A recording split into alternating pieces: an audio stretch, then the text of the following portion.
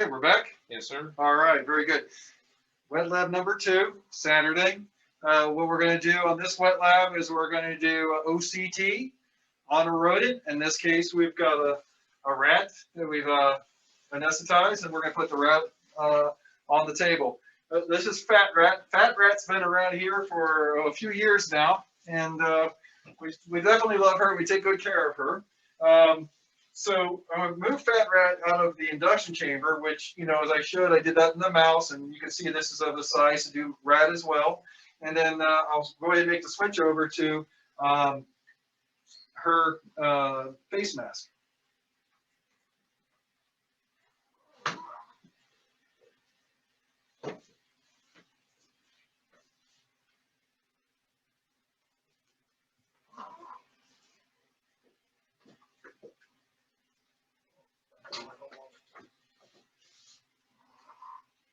There we are. Okay, so where should I be? Come here? Okay, Yes, sir. got to get my stage cues right here. All right, very good. All right, mouse is now in our extra large size face mask, so you can vary those depending on the size animal you're working with. Then now that we're going to do the OCT, we've already talked about the platform, so you can make all your adjustments for different animals, and then the gimbal for adjusting and positioning whatever imaging modality. Now this time we have the fundoscope, and now we're going over to the OCT. So this is our OCT system. It is comprised of basically our scanner, which has the ability to be mounted or as well as can be handheld. And then this all connects to our iVivo imaging platform. And this is the OCT and also has a very, very powerful i7 computer platform. So this becomes our platform for connecting a bunch of other things, but also having OCT, or you can load the fundoscope on there as well. And when we have some other interesting imaging modalities coming along, they'll plug into this platform as well. So that's the overview. And then just to go to the software very quickly, this is our OCT software. You can see this image is on the screen right now, and that image is actually being on our what we call our Phantom. So this is just a way for us to be able to check layers and thickness and make sure that everything is operational with the system. I'll go ahead and take that off. And I've already have a tropicamide in the eye here. And what I'm going to do is I think I'm going to let Sean take over and do the positioning. And I think that's where we're going to go from here now. Okay, so Sean, you want to take this over? I guess the first thing to do is we're going to look at the cornea. Yeah. So the same thing with the fundoscope earlier. As we mentioned, we have our pointer that will help alignment. Now, the pointer and the fundoscope and the pointer and our OCT work the same. We can align the eye up to the pointer here. Now, the rat, of course, is a little bit heavier. So it might take a little bit more adjusting to get him just right. But I've got him where I want him. And I will take this pointer off. And from here, I can start to come in on the OCT itself. Now, the OCT has a built-in light. And we'll be able to see what we're going to image on the right side of the screen here. Now, if I move him down, now we start to see his eye come into play here. I'm actually going to change him at a little bit of an angle because I want to look a little more straight into his eye here. And I can see we're getting really close. Let me see if I can adjust the focus here a little.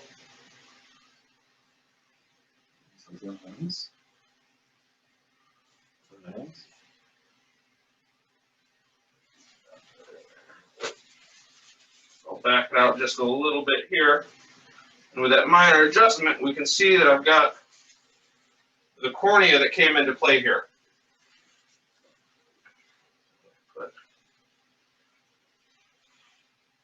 Now the same with fundus OCT, it's important to keep the eye lubricated here. We will get better images with a lubricated eye.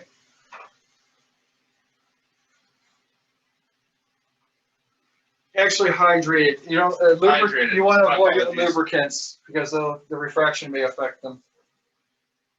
Okay, so now you can see the cornea is coming into the left screen. You got the pupil or the eye image on the other. So this is a way that you can see that you are already in position between the two lids and into the cornea. So this should show you a very nice optical pathway to continue on the onto looking beyond just the cornea. Now we could do a little bit of looking around from this position and look see some different parts of the cornea. You can also see as we make some very minor motion changes, you can see that the intensity of the signal can also increase as well. You see a little tear film, you see a little water droplet edge on there, because you see on top of the eye, that's what that little artifact is. That looks pretty good. You can see the retinal, see the corneal layers.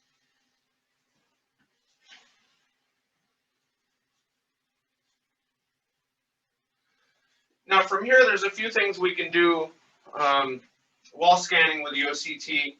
Of course, if we were to stop our scan, we now have our images, and we're able to review through all the images we've captured.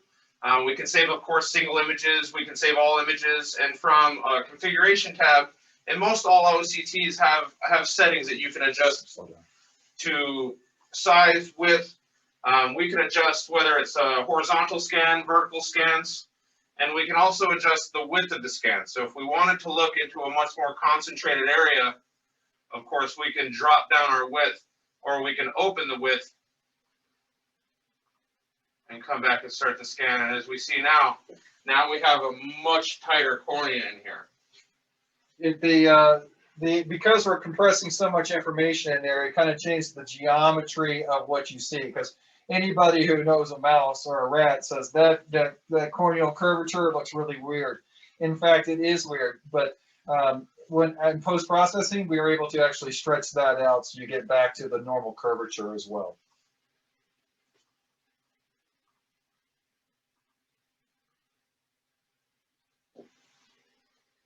Back up. Need to go to your width is not right. Yeah, Zero width. Too far. Zero width. Too narrow. That's good. All right. There. So now that's a more zoomed in segment of the cornea as well. You can stop that and we can save those corneal layers as well. It really is the OCT in any system, you know, there are people who are going to work the anterior segment and those who are wanting to do things in the posterior segment. What we're trying to establish with our OCT is that you can pretty much with one system move from front of eye to back of eye. So we're able to capture all, you know, a bunch of this data. Now, we have a little bit of breathing artifact you might see. If with a little bit of time, I probably would go to the rat and I would do some things just to kind of stop that little breathing artifact. But for the sake of the wet lab, I don't really want to try to make it better because then I usually break something. So let's just be happy with this image right now.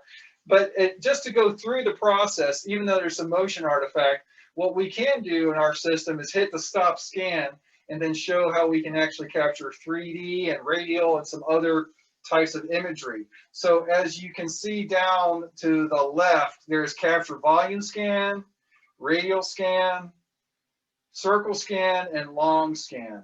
And you can see that right now it's literally going through slice by slice through the cornea and is capturing a whole stack of information. Now, typically, you would have those images have literally be very, very uniform, and then you'll be able to restack that information. We have another OCT we captured, so we'll show how that works. The rat motion here is a little too much for what we would want to try to process for 3D, but it gives you basically an idea of how it all works. Yeah, okay. So once this is complete, it's going to save the scan. Yeah, it's okay. Right, we'll review this anyway. So on this, the same as when I captured our images earlier, we had 16 of them, but now doing the volume scans, we can go upward to 512 different images. So as I'd mentioned earlier, and Daniel had also mentioned, it was scanning horizontally through the eye, I believe horizontally, and we can go through and we can review all of the different images that were taken. Now, 512 images we're able to put into a free software ImageJ and capture 3D images, as Daniel had mentioned. We'll get in and we'll actually look at the retina of this rat here. And then after that, we'll go in and take some images and put it through and show how to get a 3D and what we've actually gotten on some of our 3D images. Yeah, not to make this an OcuScience, OCT show. That's not my intent. What I'd like to kind of twist the conversation a little bit about just OCTs in general. OCT applications, each system is going to have the ability to capture cornea or posterior imagery. They may require different optics and things such as that. So all those tools are basically usually available on almost every OCT system. One of the things that also OCT systems should have is the ability to do measurements. Sean's up here, he's kind of showing how we can do some real-time measurements of the 2Ds on the screen, and we can of course save those. There are other software programs that you can purchase for segmentation and other measurement analysis. Those are available, and we're also wanting to make those types of analysis available for animals, because the Zeiss glaucoma software may not necessarily be a good fit for trying to do glaucoma in an animal model. So what we are trying to do is build a core base of data, and then we want to start building out the analysis from people, people like you online, to give us feedback. What type of analysis do we need? And make that specific to different species as well. Because that's, right now, we've got a good data collection tool, but the world of doing analysis in detail in different species in OCT is still a wide open area. So as you can see, we've got the scan images up here. We've got the cornea. You can see that we're non-contact on the rat at this time. Sean's going to put a little bit of hydration on there, and then I think we're going to go ahead and move on into the retina, right? Yes. So I will go back to our scan here. And now simply with this, we can move this forward. Our OCT moves towards the eye. Other OCTs move the eye towards. Notice the rolling of the image going to the top and then back down, as Jill probably has mentioned a couple times in her discussions. You can see that action occurring. And as you continue into the eye, you'll see it roll down off the screen. Now, sometimes that rolling down image can create an artifact depending on what you're looking at.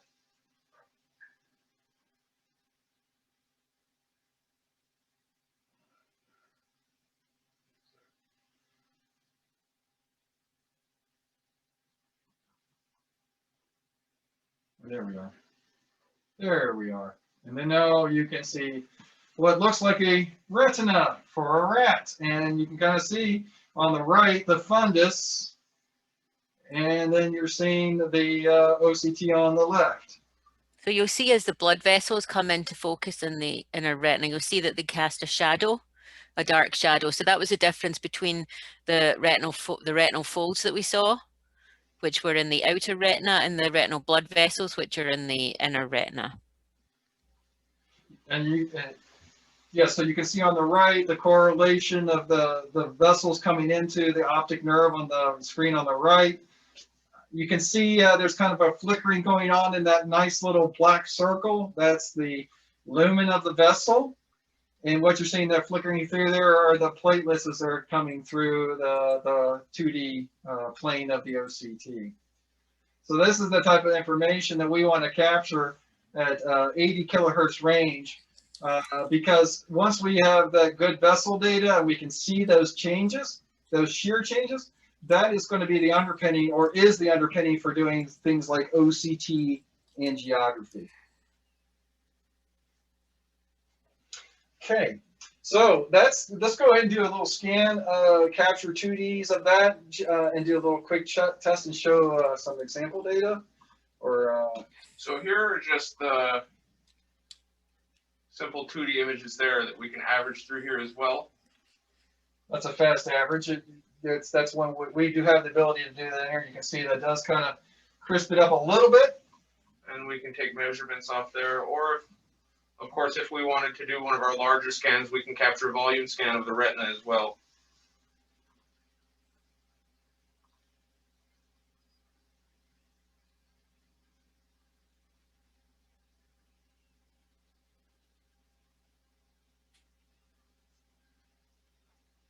Now we can see all the different vessels, they kind of come in and they all converge here and turn into this optic nerve set here, and then we'll move out of that as well as it scans down the eye.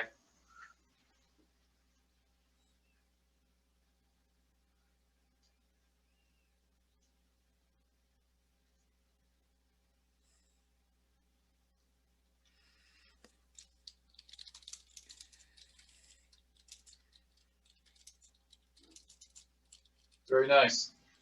That was actually a very, other than a little bit of motion artifact, that was actually a pretty nice scan. See, now I wish I would have had that rat heads nice and still, then I would have some really nice data to reuse. But yeah, I think you can see from this pretty much, it's very nice and consistent. You're getting good segmentation and layering all the way through the motion.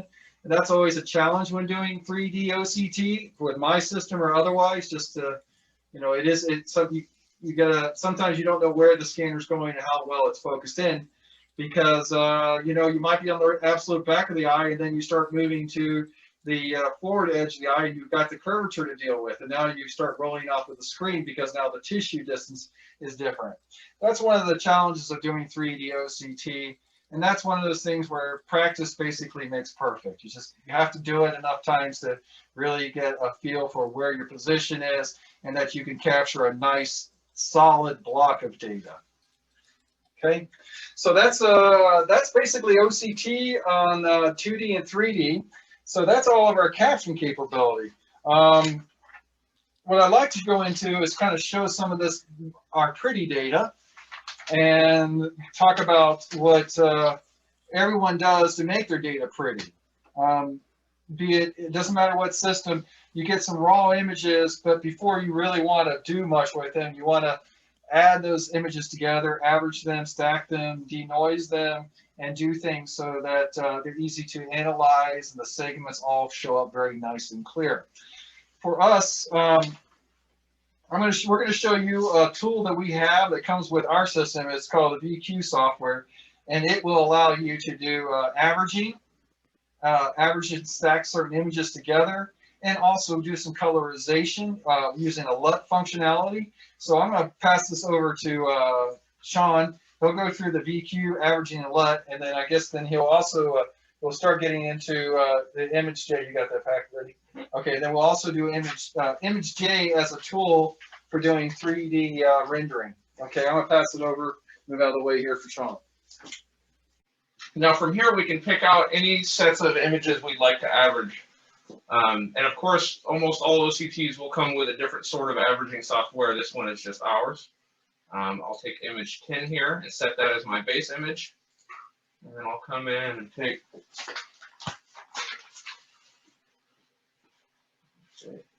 8 through 12 to average in with those images. I can register them, and those will actually image quite a bit, or I can add more. So if I want to do 6.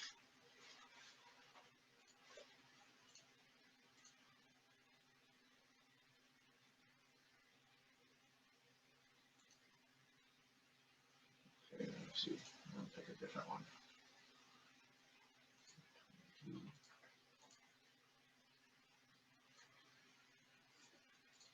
Okay.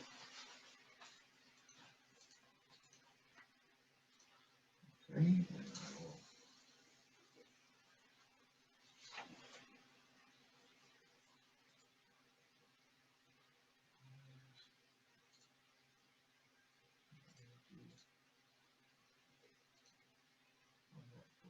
Up or down?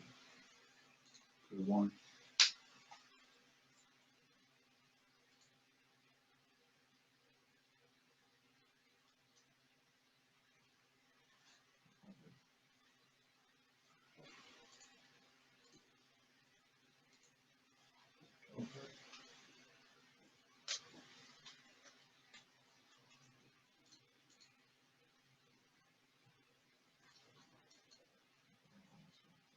Yeah, that's what I mean. This image language is different. Base range. Let's just go pick a different base.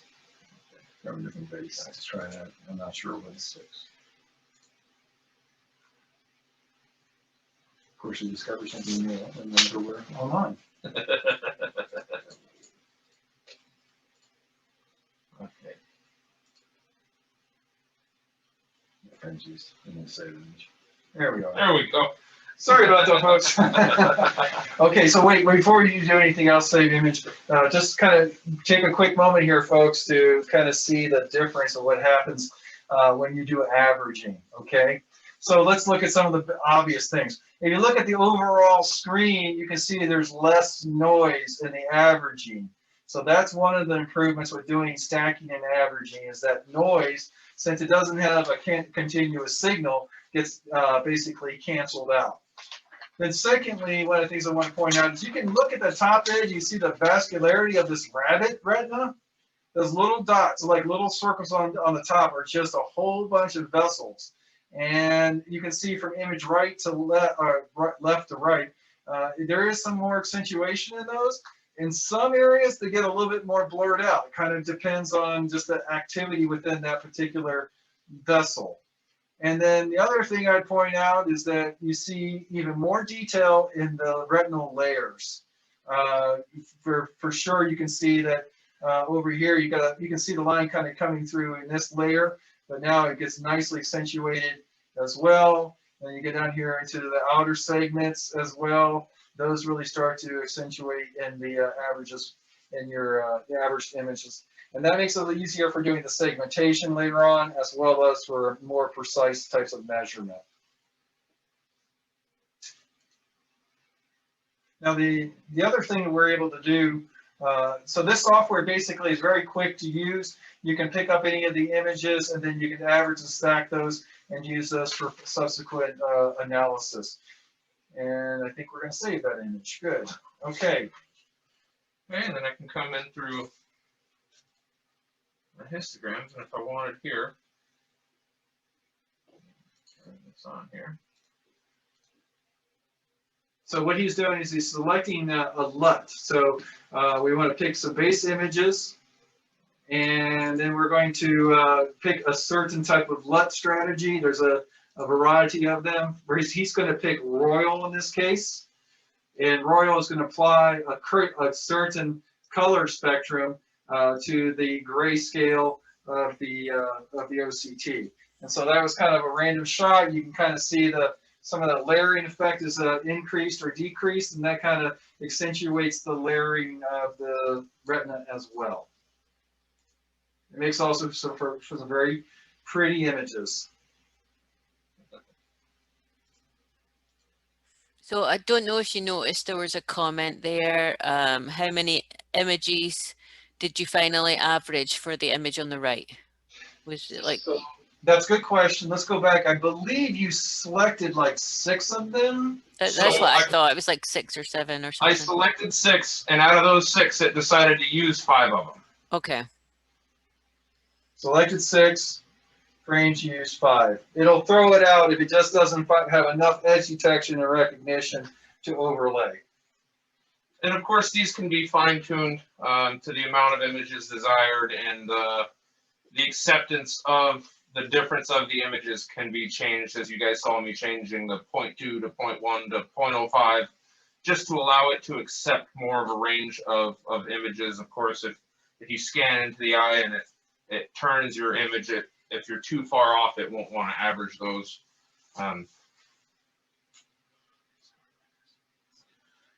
But so that's just an idea of averaging, what averaging looks like and what it looks like to apply color.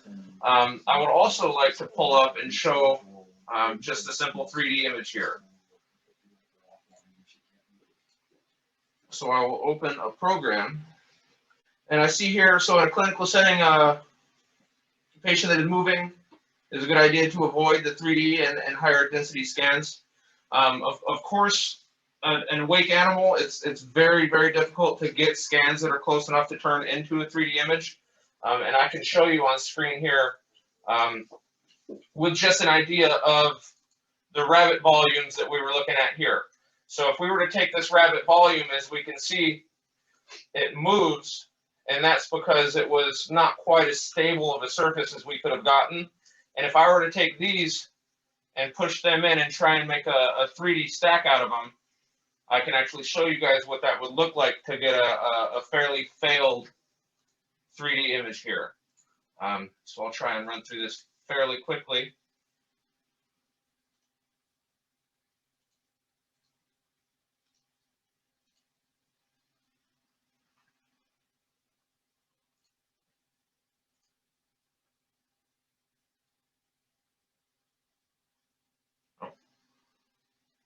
On my wrong screen.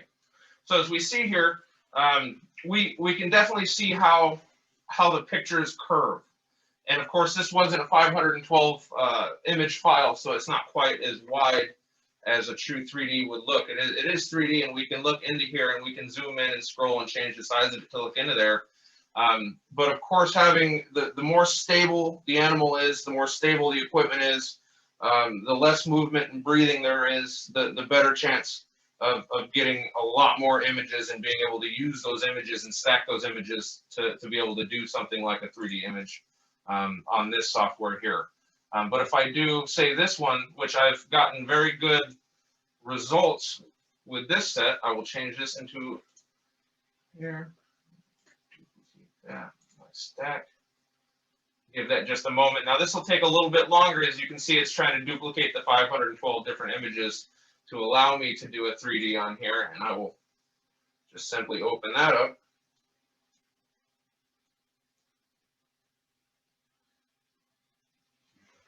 Okay.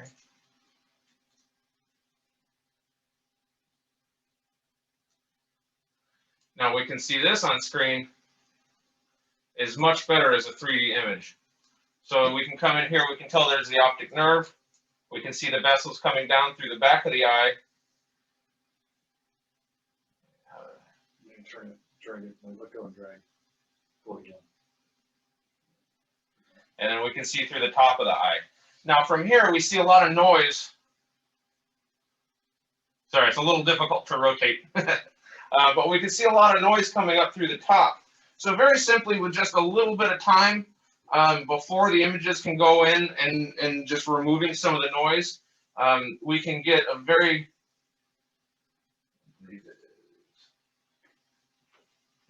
this the right one. And just by removing a little bit of the noise from the top and the bottom, this is the same set of images with, I mean, maybe 5 minutes of a little bit of extra work of doing just a little bit of denoising here. And we can see how much that clears up a 3D image. Now you guys might notice how there are lines coming straight down the sides of these.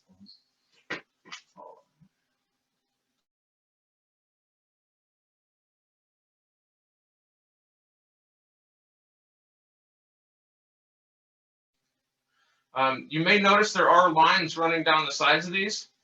Now that, I would like to point out, that's where we're getting the movement from the breathing.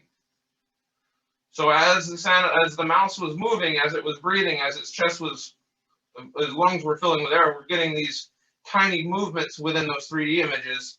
And of course, it could be all removed, or it could be image stacked to remove all of that, but I didn't take the time to do that on this particular image here. But as we can see, just a simple quick scan, we can take it and be able to process it into a 3D image here as well. Okay, and let me close this guy down here. And I just want to do just a couple differences of segmentation. This is just an idea. Oh. I'll expand that, zoom. Iowa has a free segmentation software, and this is kind of an idea of what a free segmentation software is going to look like.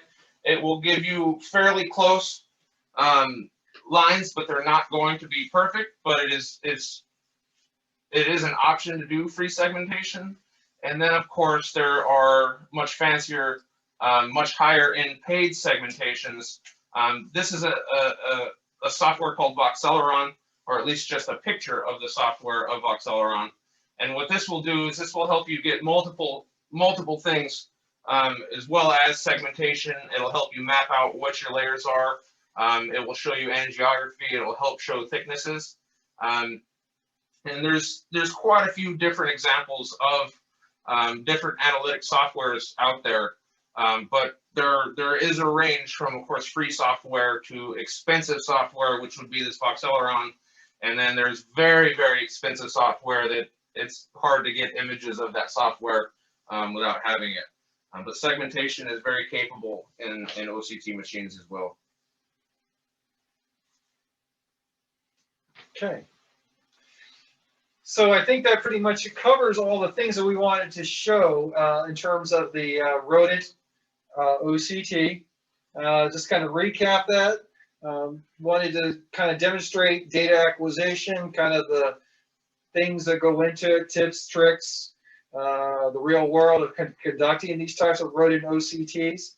And then you can see that you want to be able to have that 2D and 3D capture capability. And of course, we want to have as clean and stable images as possible. So you can kind of see kind of the challenges of doing that.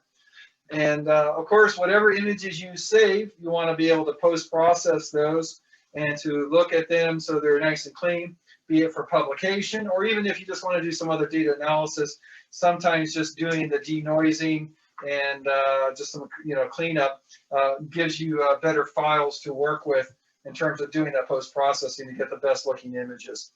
And then lastly, once you have this really pretty images, every system, you're going to want to be able to conduct the analysis. And in the OCT world, it's really kind of measurements, or I should say segmentation, measurements, angiography, looking at thickness is those things which are part of the analysis. So that's basically the process of doing the Rodent OCTs. I think that's what we wanted to show you today. And we have a couple minutes here. I guess we could say leave it open to any questions. I know Jillian, you may be in the background answering everything, so maybe you might want to highlight that which we should maybe discuss. So the OCT application, is it first exported out? Okay, so Jeremy, your question about is post-processing, is it within the OCT application? We do have an averaging capability in post-processing. The ViewQ software is basically outside of the OCT application at this time. It's its own kind of step. We are definitely have plans here in 21 where we're going to be adding some of these features into the software and giving you the ability to kind of choose the post-processing workflow, if you will, and that it just does it automatically. So that's something that's in process. But yeah, so right now we definitely have the core data and we definitely have the post-processing. Talking and working with different people, we're trying to build a better system so that the output is in a format that's more usable, both for research, and then we're also making sure that this has some applicability to the clinician, because we want them to get really, really good images, want to be able to analyze them quickly, use it for diagnosis, and go treat the patient accordingly without having to do a lot of futzing around. So there's a couple challenges that here at OcuScience we're trying to be sensitive to all of our type of users, and building the software and giving those features and functionality. But a lot of what we've done is because we're trying to keep the price of the system down and the value of it very great. And the way we're doing that is we're not trying to load it up with a bunch of software that you may or may not need. We want to make it open so you can choose the software that you need for the particular application that you have. If you should need any assistance with the course, technology, or any problem, please feel free to email us at info@ocu-science.com or call us at 866-250-3937, extension 6, and we'll be happy to help you. Thank you again for attending our course.